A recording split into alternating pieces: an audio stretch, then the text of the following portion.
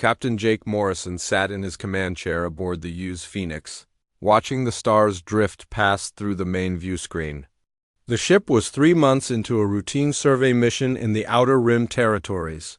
His crew of 42 had been mapping star systems and looking for signs of life, just like dozens of other Earth ships scattered across the galaxy. It was supposed to be boring work. Most days they found nothing but empty space and dead rocks. Jake preferred it that way. After 20 years in the Earth Defense Force, he had seen enough excitement to last several lifetimes.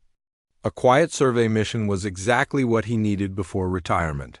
Lieutenant Sarah Mills looked up from her communication station. "Captain, I'm picking up something strange. It's a transmission, but not from any Earth ship." Jake straightened in his chair. "Put it on the main screen." The stars disappeared, replaced by the image of a creature unlike anything Jake had ever seen. It stood 12 feet tall with pale, almost transparent skin. 4 arms ended in delicate appendages that looked more like flowers than hands.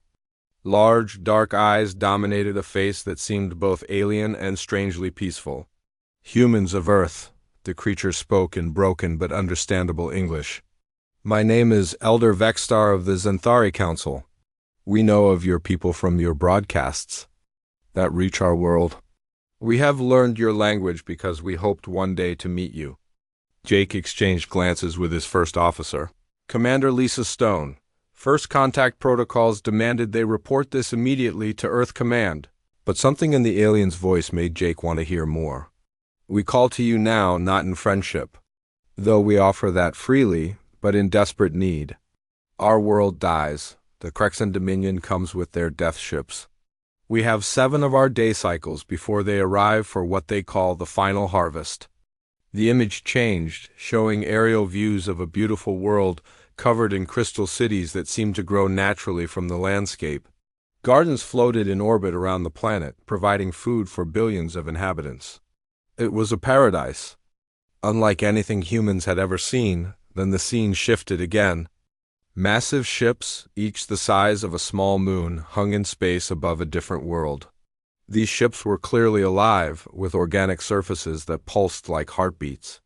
Smaller creatures poured from openings in the ships, descending to the planet below like a plague of locusts. "This is what happened to the Yulari homeworld 3 cycles ago," Elder Vexstar continued. "And the Helion system before that. The Crexan consume everything. They take all life, all resources, and leave only empty worlds behind."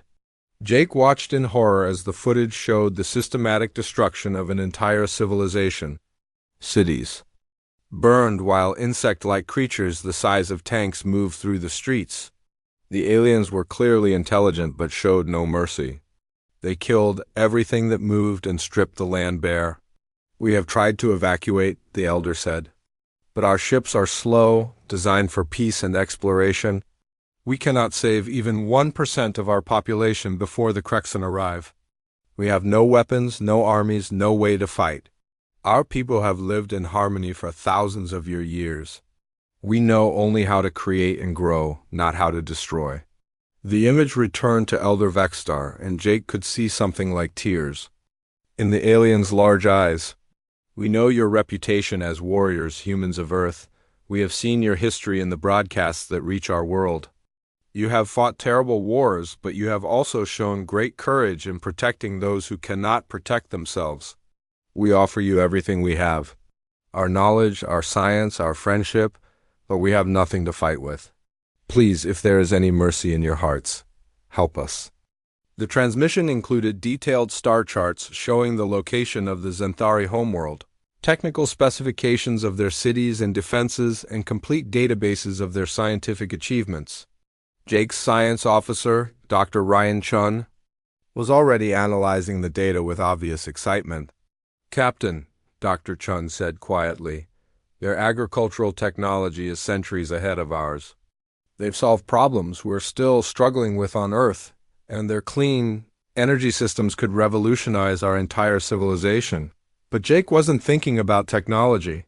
He was thinking about the fear he had seen in Elder Vexstar's eyes, the same fear he had seen in human faces during the war against the Mars colonies.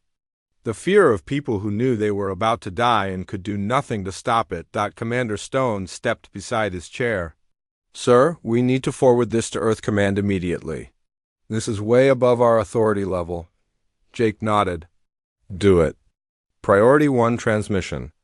And Sarah, get me a direct line to Admiral Harper. The next few hours passed in a blur of activity. Jake's small survey ship had suddenly become the center of the most important decision in human history. Earth Command's response was swift and decisive.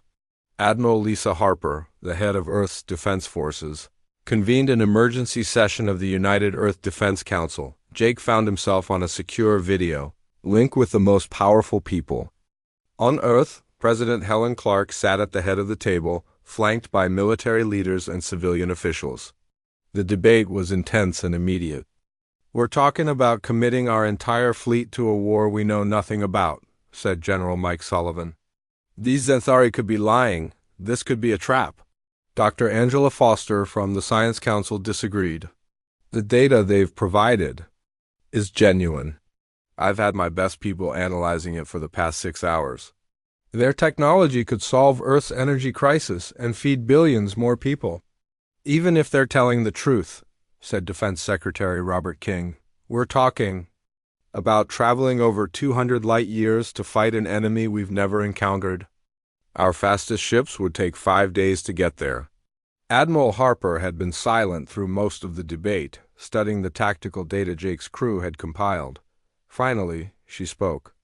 The question isn't whether we can win, she said. The question is whether we're the kind of species that turns away when someone asks for help. The room fell quiet. Jake watched through the video link as Earth's leaders wrestled with a decision that would change humanity forever. It was Colonel Ben Parker who finally settled the debate. The old soldier had fought in 3 major conflicts and lost more friends than he cared to count. When he spoke, his voice carried the weight of hard experience. They asked for help, he said simply. That's enough for me, President Clark called for a vote. The result was unanimous. Admiral Harper looked directly at Jake through the video link. Captain Morrison, you're our closest ship to their location. I need you to get to the Xanthari homeworld as fast as possible. Do whatever you can to help them hold on until the main fleet arrives. Jake felt his heart racing. His quiet survey. Mission had just become the opening move in humanity's first interstellar war. Understood, Admiral. What are my orders regarding the enemy? Harper's expression was grim but determined. Full engagement authorization, Captain. Show these Krexon. What happens when they threaten our friends? As the transmission ended, Jake turned to his crew. They were all looking at him with a mixture of fear and excitement. They had signed up for peaceful exploration, not warfare. But Jake could see the determination in their eyes. They had heard the Elder's plea, seen the footage of worlds consumed by the Krexon. They knew what they had to do. All right, people, Jake said. We're going to war. Sarah, set course for the Xanthari homeworld, maximum speed. Lisa, I want all weapon systems checked and ready. Ryan, study everything the Xanthari sent us about these Krexon. We need to know what we're up against. The Phoenix turned toward distant stars, carrying 42 humans toward a battle that would determine the fate of an entire species. Behind them, Earth's shipyards burst into activity as humanity prepared for its first interstellar war. Elder. Vexstar had asked for help. Humanity was about to respond with everything they had. Earth changed overnight. News of the alien contact spread across the planet faster than any government could control it. For the first time in human history, everyone knew they were not alone in the universe. More importantly, they knew that somewhere out there, peaceful beings were about to die unless humanity acted. Admiral Lisa Harper stood in the command center of Earth's orbital defense station, watching dozens of screens showing activity across the solar system. Every shipyard was working at maximum capacity. The Luna base factories had switched from producing civilian goods to manufacturing weapons and armor. Mars Command was loading transport ships with supplies and equipment. Status. Report, Harper said to General Mike Sullivan. We have 47 warships ready for immediate deployment, Sullivan replied. Another 20 will be ready within 6 hours. The experimental weapons from the Luna labs are being installed as we speak. Harper nodded. It was the largest military force Earth had ever assembled, but she wondered if it would be enough. The footage from the Xanthari showed enemy ships larger than anything humanity had ever built. What about travel time? She asked. 5 days at maximum speed for the main fleet. Captain Morrison's Phoenix is already 3 days into the journey. On the other side of the galaxy, the Phoenix was pushing its engines beyond safe limits. Captain Jake Morrison had ordered his engineering team to squeeze every bit of speed from their ship. Chief Engineer Carlos Martinez worked around the clock, modifying systems that were never designed for this kind of stress. How much longer can we maintain this speed? Morrison asked. Martinez wiped sweat from his forehead. Maybe 12 more hours, Captain. After that, we risk a complete reactor failure. Dr. Kate Williams, the ship's medical officer, looked up from her station where she had been studying the Xanthari language files. I've made progress with their communication systems. Their language is based on musical tones as much as words. It's beautiful, actually. Lieutenant Commander Alex Turner had been analyzing every piece of data about the enemy. Captain, I've found something disturbing about these Krexon. They don't just kill for resources. Looking at the pattern of their attacks, they seem to enjoy the process of destruction. Morrison studied the tactical displays. What do you mean? They always attack the most populated areas first, even when other targets would be more strategically valuable. They want to cause maximum suffering before they strip the planet bare. The news made Morrison's jaw clench. He had fought against human enemies who at least had reasons for their actions, even if those reasons were wrong. But these creatures seemed to kill for the pleasure of it on Earth. Director Susan Blake of the Strategic Defense Initiative was making decisions that would have been impossible just days before.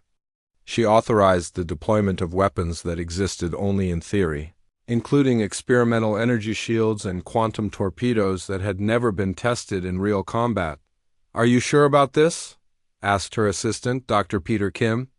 Some of these weapons could be as dangerous to us as to the enemy. Blake looked at the images of destroyed worlds on her screen. We don't have the luxury of playing it safe. If we lose this fight, Earth could be next. Meanwhile, President Helen Clark addressed the United Nations in an emergency session that was broadcast to every corner of the planet. The Assembly Hall was packed with representatives from every nation listening intently. My fellow humans, she began, we stand at a crossroads in our history. For the first time, we have been asked to use our strength not for conquest or revenge, but to protect the innocent. The Xanthari have offered us their friendship and their knowledge. In return, they ask only that we help them survive. The President paused, looking out at the faces of humanity's leaders. I have authorized the deployment of our entire fleet. We go not as conquerors, but as protectors. We go to show the galaxy that humanity will not stand by while peaceful beings are slaughtered. The vote was unanimous. Every nation on Earth supported the mission, back in space. The Phoenix finally arrived at the Xanthari homeworld with just 3 days remaining before the enemy's arrival. Morrison and his crew got their first look at an alien civilization, and it took their breath away. The planet was a masterpiece of harmony between technology and nature. Crystal cities rose from vast gardens, their surfaces reflecting sunlight in patterns that seemed almost musical. Orbital platforms floated gracefully around the world, each one a perfect blend of engineering and art.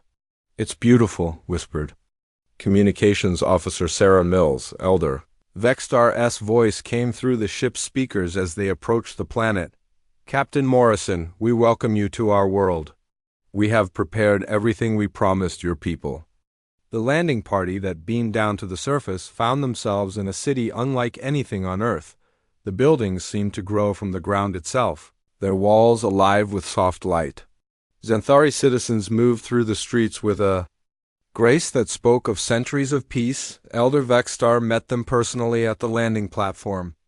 Up close, he was even more impressive than he had appeared in the transmission.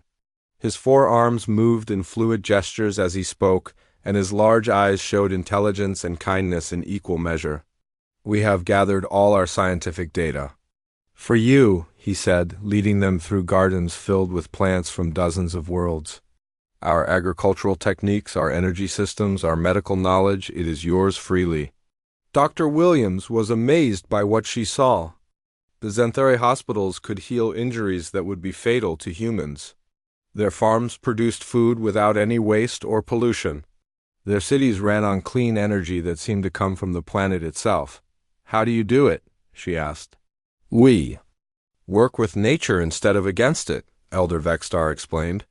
"Every system is designed to help life grow, not to consume it." Commander Lisa Stone was more concerned with military matters. She reviewed the planet's defenses and found them almost non-existent. The Xanthari had some civilian ships and basic shields, but nothing that could stop a military attack. "We need to set up defensive positions," she told Morrison. "The Phoenix's weapons are powerful, but we're just one ship against an entire fleet." As Morrison's crew worked frantically to prepare defenses using their limited equipment, the Xanthari shared their history. They spoke of dozens of worlds that had already fallen to the Krexan. Entire species had been wiped out, their cultures lost forever. "Why hasn't anyone fought back?" Morrison asked. Elder Vextar's expression grew sad. "Those who try are destroyed completely. The Krexan make examples of any who resist. Other species have learned it is better to hide than to fight. But you called us anyway." "Because we have studied your people, Captain Morrison. Humans are different. You do not hide from danger. You face it even when the odds are impossible." On the second day, long-range sensors detected the approaching enemy. Flee. 12 massive bioships, each one pulsing with organic life, moved through space toward the peaceful world. They were still hours away, but already the Xanthari civilians were beginning to panic. Morrison tried to calm them through the communication system. "We're here to help. Earth's fleet is coming. You just need to hold on a little longer." But privately, he knew the odds were terrible. One human ship against 12 alien battleships was not a fight they could win. Still, they had to try. The crisis came early on the third day when the Krexan advance scouts arrived ahead of schedule. 3 smaller bioships emerged from hyperspace and immediately began scanning the planet. Morrison was on the bridge when his sensors officer called out, "Captain, they're hailing us." "Put it through." The main screen filled with the image of a creature from humanity's worst nightmares. The Krexan looked like a cross between an insect and a machine, with multiple eyes and limbs that ended in razor-sharp claws. Its voice was a mixture of clicks and mechanical sounds that the ship's computer translated into English.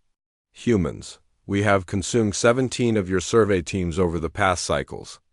You taste of iron and rage. We look forward to adding your world to our harvest." The threat sent cold anger through Morrison's veins. These creatures had been killing humans for years, and Earth had never even known they existed. Morrison leaned forward in his command chair, his voice steady and determined. "This is Captain Jake Morrison of the United Earthship Phoenix. You are ordered to withdraw immediately from this system." The alien's laughter was like the sound of breaking glass. "One ship against our fleet? You humans are either very brave or very stupid." Morrison looked at his crew, seeing determination on every face. Behind them, through the view screen, the beautiful Xanthari world waited for salvation that might never come. "Then you've never learned what happens when you threaten our friends," Morrison replied. The transmission cut off, and the 3 enemy ships began moving toward the planet. In a few hours, the main Krexan fleet would arrive, and the real battle would begin. Morrison turned to his crew. "All right, people. We're about to show these monsters what humanity is made of." Battle stations. The Phoenix was not built for war. Captain Jake Morrison knew this as he watched 3 Krexan bioships approach the Xanthari homeworld. His exploration vessel had basic weapons and shields, but nothing that could stand against alien warships the size of mountains. "All non-essential crew to the surface shelters," Morrison ordered. "Lisa, I need you to coordinate with the Xanthari defense systems. Carlos, push our reactor beyond safety limits. We need every bit of power we can get." Commander Lisa Stone worked quickly with Elder Vexstar S technicians to link the Phoenix's weapons to the planet's shield generators. It was like trying to connect a hammer to a flower, but somehow they made it work. Chief Engineer Carlos Martinez watched his instruments with growing concern. "Captain, if I push the reactor any harder, we risk a complete meltdown." "Do it anyway," Morrison replied. "If we don't stop them here, there won't be anyone left to worry about radiation." The first Crexon scout ship was twice the size of the Phoenix. Its surface pulsed with organic movement like a living heart beating in space. Smaller creatures began pouring from openings in its hull, each one a living weapon bred for killing. Dr. Kate Williams had evacuated to the planet's surface with most of the crew. She worked alongside Xanthari healers in their crystal hospitals, preparing for casualties that everyone knew were coming. The Xanthari medical technology was amazing, but she wondered if it would be enough. "How many wounded can you handle?" she asked the lead Xanthari healer, a gentle being called Keeper Zara. "Our facilities can treat thousands," Zara replied. "But we have never dealt with battle injuries before. Our people have not known war for so long that we barely remember what it looks like." On the surface, Security Chief Lieutenant Paul Gray was doing something no human had ever done before. He was teaching aliens how to fight. The Xanthari were naturally peaceful, but they learned quickly when their lives depended on it. "Remember, these creatures are fast and strong," Gray explained to a group of Xanthari volunteers. "But they think like hunters, not soldiers. Use that against them." The space battle began when the lead Crexon ship launched its first wave of attack creatures. They swarmed toward the Phoenix like angry wasps, their acid weapons already glowing with deadly energy. Morrison watched them approach on his tactical display. "Sarah, target the largest groups first. Alex, coordinate our defensive fire with the planetary shields." The Phoenix's weapon systems came alive, sending streams of energy into the approaching swarm. The human weapons proved effective against the smaller creatures, but for every one they destroyed, 2 more took its place. "Captain, they're adapting to our weapons," reported Lieutenant Commander Alex Turner. "The ones in the second wave have thicker armor." The first creatures reached the Phoenix's hull and began cutting through the outer plating with their acid. Warning lights flashed across the bridge as hull breaches appeared on multiple decks. "Seal those sections," Morrison ordered. "Carlos, can you give me more power to the shields?" Martinez's voice came through the intercom from engineering. "I'm trying, Captain, but we're already past the red line. Any more and we'll blow ourselves up." Down on the planet, the first Crexon creatures broke through the orbital defenses and began landing in the crystal cities. The Xanthari civilians scattered in terror, but Lieutenant Gray's trained volunteers stood their ground. "Here they come," Gray called out as the first wave of insect-like aliens charged into the city square. The creatures were even more horrible up close, with multiple limbs ending in razor claws and mouths, full of teeth designed for tearing flesh. The Xanthari volunteers fought with tools and farming equipment, but their natural gentleness made them poor warriors. Gray and his small team of human marines had to do most of the actual fighting. In space, the Phoenix was slowly being torn apart. The second Crexan scout ship had joined the battle, and now hundreds of attack creatures swarmed over the human vessel like ants on a piece of food. "Hull breaches on decks 4 through 7, reported the damage control officer. "We're losing life support in the forward sections." Morrison made a decision that would have gotten him court-martialed in peacetime. "All hands prepare for ramming speed. We're going to take out that lead bioship." Commander Stone looked at him in shock. "Captain, that's suicide. The Phoenix won't survive the impact." "Neither will they," Morrison replied grimly. "And it might buy the Xanthari enough time for the main fleet to arrive." The Phoenix turned toward the largest enemy ship, her damaged engines straining to build up speed. The Crexan seemed to realize what was happening and tried to intercept the human vessel, but Morrison's crew had learned their tactics by now. "Concentrate all fire on their weapon clusters," Morrison ordered. "Clear us a path." The dying ship's weapons blazed with everything they had left. Energy beams and missiles streaked across space, punching holes in the bioship's organic armor. The Crexan returned fire, But the Phoenix was already too close to stop. The impact was tremendous. The Phoenix drove deep into the bioship's core, her hull crumpling like paper.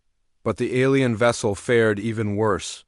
The human ship's reactor, already pushed beyond its limits, exploded inside the bioship's heart, the death scream of the Crexon. Vessel could be heard across all radio frequencies. It was a sound like nothing human ears had ever heard, organic and terrible. The bioship tore itself apart as it died, taking thousands of alien warriors with it. Morrison found himself trapped. In the wreckage of his bridge, his leg pinned under twisted metal. Around him, the surviving crew members were badly injured but alive. Through a crack in the hull, he could see space and the burning remains of the enemy ship. "Did we get it?" asked Turner, blood running down his face from a head wound. "We got it," Morrison confirmed. "But there are still 2 more out there." On the planet's surface, the death of the first bioship had an immediate effect. Many of the attack creatures suddenly stopped fighting and began wandering around in confusion. Dr. Williams realized they must have been controlled directly by the ship's organic computer system. "The smaller ones are lost without their mother ship," she reported over the radio. "But the larger ones are still fighting independently." Lieutenant Gray was discovering that these larger creatures were much more dangerous. They could think for themselves and adapt their tactics. One of them had cornered a group of Xanthari children in a school building. "Stay back," Gray ordered his volunteers as he faced the creature alone. It was twice his size, with armor that could deflect small weapons' fire. But Gray had learned something important about these aliens in the past few hours. They were individually strong, but they had no concept of teamwork or sacrifice. The creature expected Gray to run when faced with superior force. Instead, the human marine charged straight at it. The battle was brief and brutal. Gray used his training and equipment to outmaneuver the larger alien, but he paid a heavy price. By the time he killed the creature, he was badly wounded and barely conscious. The remaining 2 bioships began their final approach to the planet. They had seen what happened to their companion and were no longer underestimating the humans. This time, they would strip the planet bare from orbit rather than risk landing troops.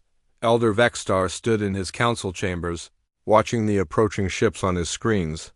Around him, his people waited for death with the same calm dignity they had shown in life. "We are grateful that you tried," he said to the image of Captain Morrison, who was being treated by Xanthari healers in the wreckage of his ship. "It is more than anyone else has done for us." Morrison struggled to sit up despite his injuries. "It's not over yet, Elder. Our main fleet should be here soon." But even as he spoke, the 2 remaining bioships began charging their orbital bombardment. Weapons. Energy readings showed they had enough firepower to turn the entire planet into a lifeless rock. That was when space began to tear apart. 57 holes opened in the fabric of reality around the Xanthari system. Through each one came a warship bearing the symbol of Earth. They were sleek, deadly vessels designed by a species that had been fighting wars for thousands of years. Dot at their head was the UES Washington. Admiral Lisa Harper's flagship, it was the largest warship humanity had ever built, bristling with weapons that existed nowhere else in the galaxy. Harper's voice echoed across all frequencies as her fleet took battle formation. "This is Admiral Lisa Harper of the United Earth Defense Force. You are in violation of space claimed under the protection of the Terran Federation. Withdraw immediately or face the consequences." The Crexen response was immediate and violent. They launched everything they had at the human fleet, confident that their organic weapons would overwhelm these newcomers to space warfare. They were wrong. What followed was humanity's first lesson to the galaxy about the price of threatening their friends. The Earthships moved with precision that spoke of centuries of naval tradition. Their weapons, designed from hard experience in dozens of human conflicts, tore through alien bioships like fire through paper. Captain Roy Henderson of the destroyer used Montana led a squadron in precise strikes against the bioship's weapon clusters. Colonel Sandra Lopez launched Marine boarding parties that fought their way through alien corridors with a savagery that shocked even their enemies, the Tide. of battle turned completely when commander. 3 days after the battle, Captain Jake Morrison sat in a Xanthari hospital bed, his leg wrapped in bandages that glowed with healing light. The alien medical technology was amazing, but his injuries would take weeks to fully heal. Through the crystal window, he could see human and Xanthari crews working together to repair the damage from the fighting. Admiral Lisa Harper entered the room carrying a datapad filled with disturbing news. Her face was grim as she sat down beside Morrison's bed.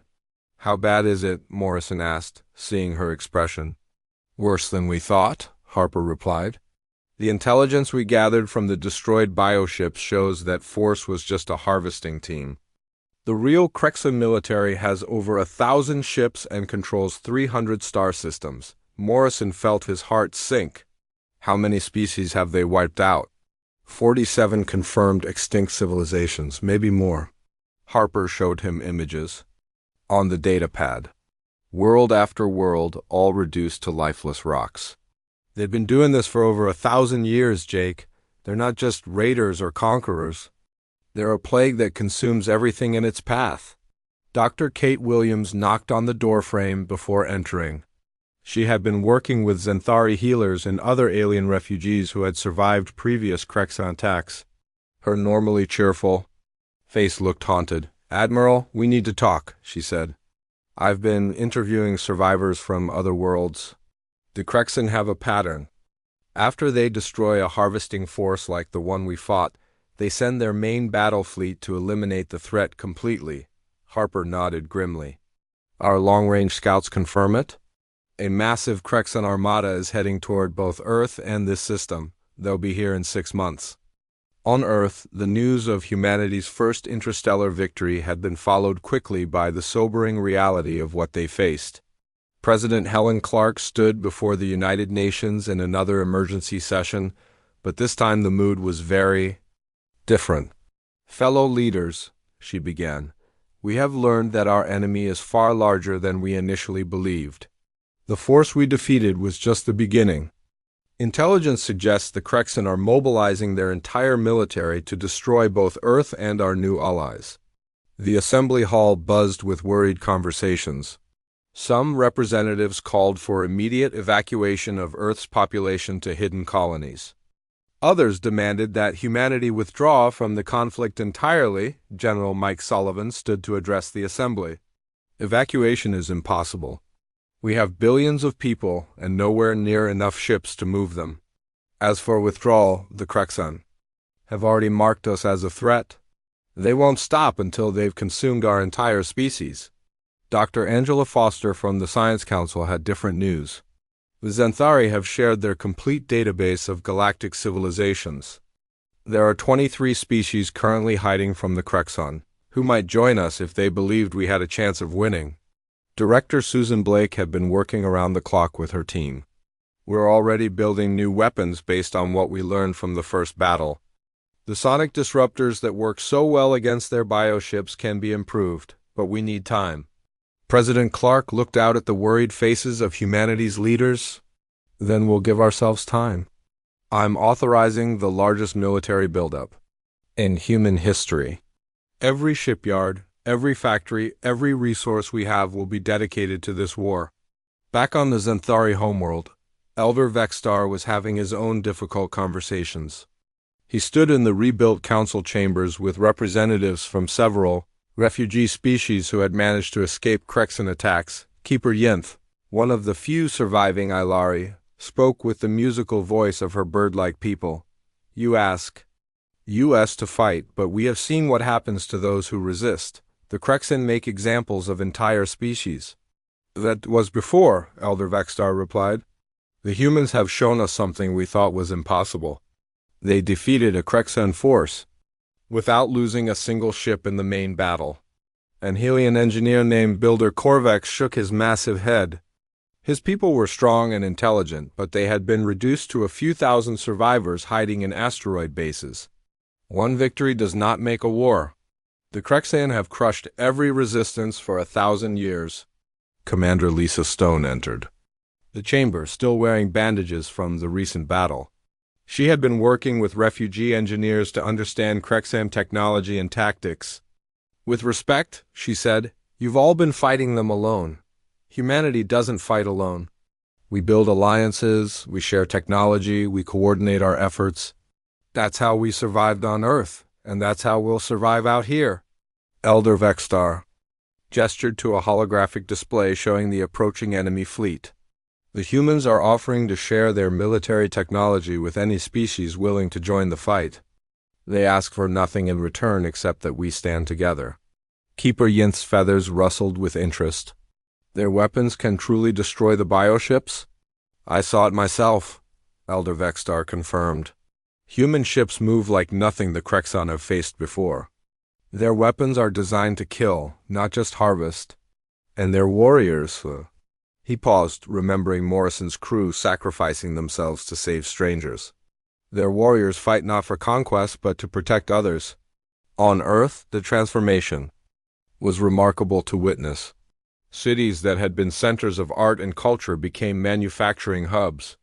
The Luna Base, once a research station, was now producing warships as fast as the automated factories could work. Admiral Harper stood in the command center of the new orbital defense platform, watching the controlled chaos of humanity preparing for war. General Chris Baker approached with the latest production reports. We'll have 200 warships ready within 4 months, Baker reported.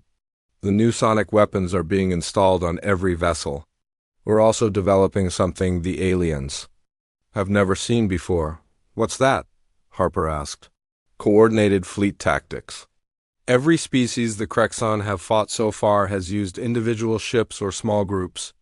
We're going to hit them with coordinated battle formations that use every ship as part of a larger weapon. Dr. Peter Kim had been working with Xanthari scientists and Ilari engineers to develop new technologies. His latest discovery was troubling, but important. Admiral, we found something disturbing in the Krexan biological samples, he reported. They're not a natural species. Someone created them as weapons. Harper studied the data Kim had provided. Created by who? A species that destroyed itself through endless warfare about 3,000 years ago. The Krexan were their final weapon, designed to consume entire civilizations. But the creators died before they could control their creation. This news changed everything. The Krexan weren't just conquerors or even parasites. They were a weapon that had outlived its makers, and now consumed the galaxy without purpose or end. Captain Morrison, finally released from the hospital, was given command of the new Phoenix 3. The ship was larger and more heavily armed than his previous vessel, but he requested the same crew members who had survived the battle. We're not just fighting for the Xanthari anymore, he told his reassembled crew. We're fighting to stop a weapon that will never stop killing on its own. Commander Stone, now fully recovered, looked at the tactical displays showing the approaching enemy fleet. How do we fight something like that? The same way we always have, Morrison replied, together. The next few months passed in a blur of preparation. Human shipyards worked alongside Xanthari manufacturing centers. Ilari engineers shared their knowledge of three-dimensional space tactics. Helium miners provided rare metals needed for advanced weapons, but it was the arrival of the Corvani delegation that truly changed the nature of the alliance. These warrior philosophers had been the last species to seriously resist the Krexan 50 years earlier. They had been nearly wiped out, but a few survivors remained. War leader Thane Corvani was old even by his people's long-lived standards.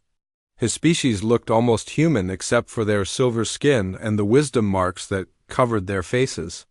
He had fought the Krexan for decades before his people's final defeat.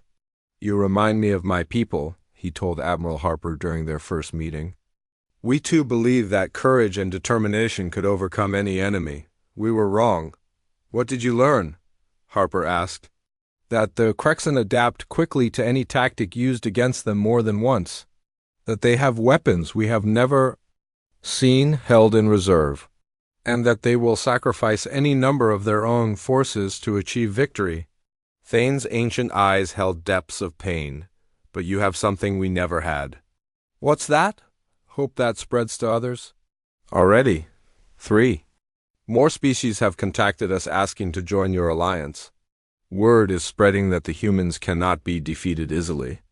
As the enemy fleet grew closer, long-range scouts brought back disturbing news. The Krexan were not just bringing warships. They were bringing factory ships, consumption vessels, and breeding chambers. They intended to use the captured systems as bases for expanding their empire even further. Morrison stood on the bridge of the Phoenix 3, looking out at the combined fleet that had assembled around the Xanthari homeworld. Human warships flew alongside Xanthari hospital ships. Elari scouts worked with Helian heavy cruisers.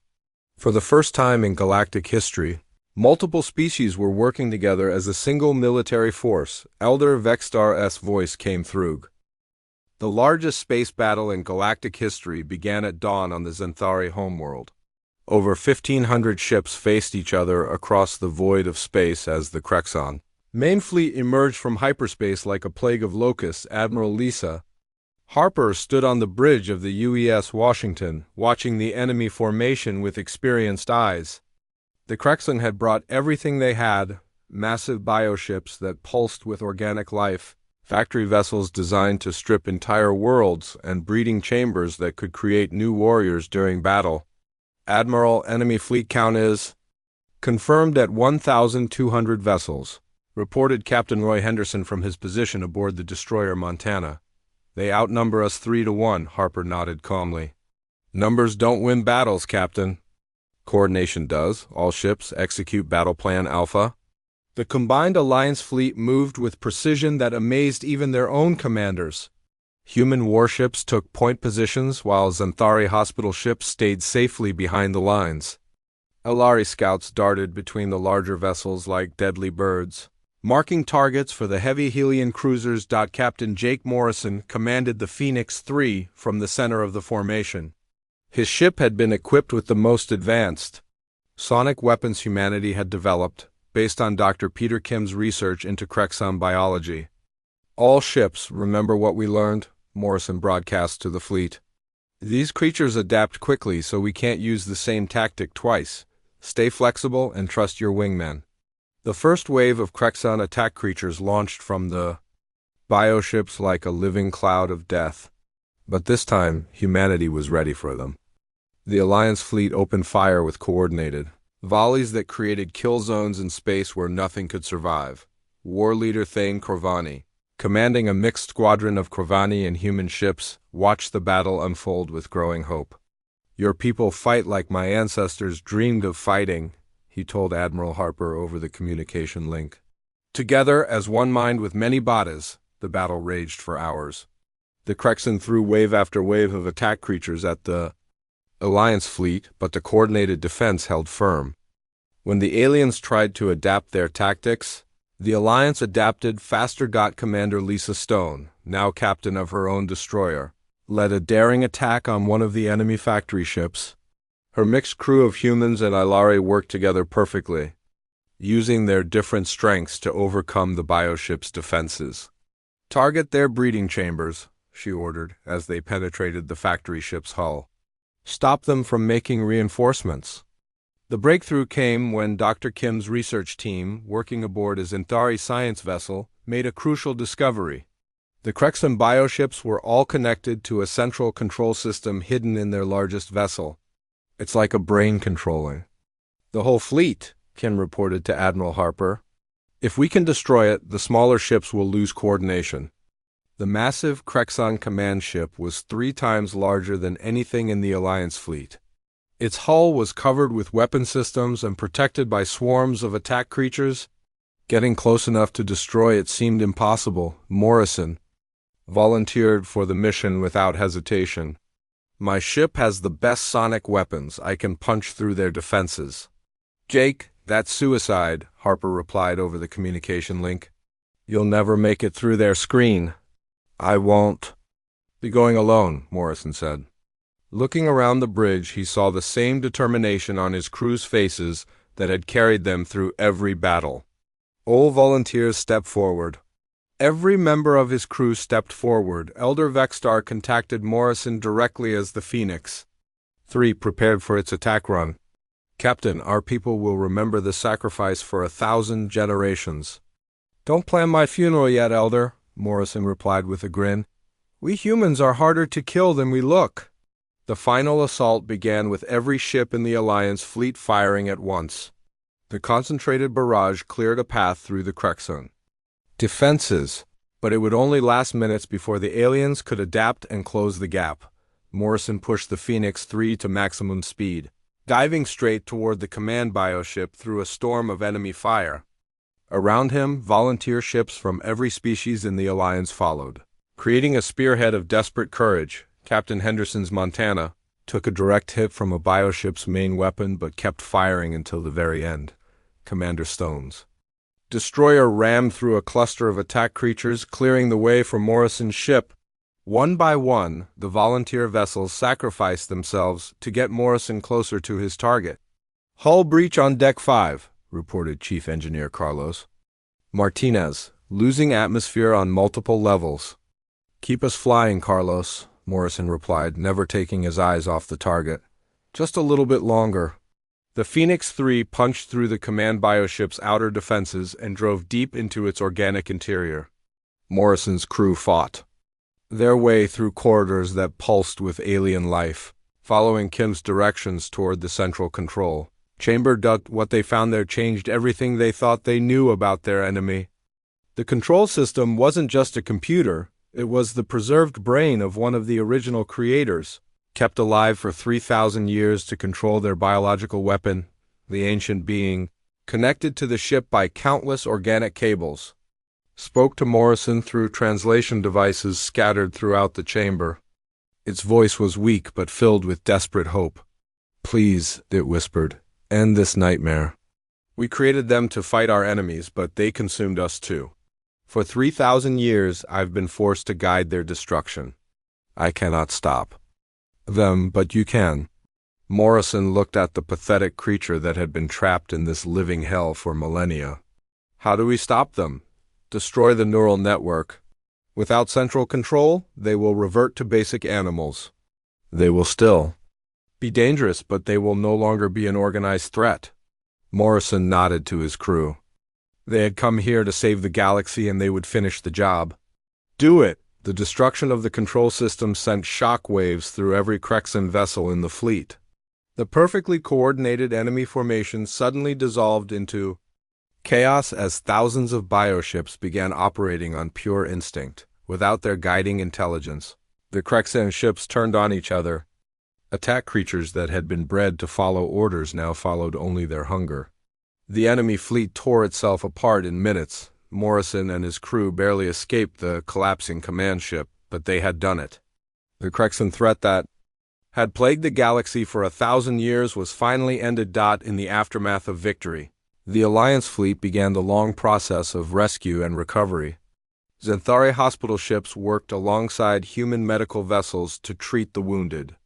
Alari scouts searched for survivors among the wreckage. Admiral Harper stood in her command center, watching reports come in from across the galaxy. Without their central control, isolated Krexan forces were surrendering or simply going dormant.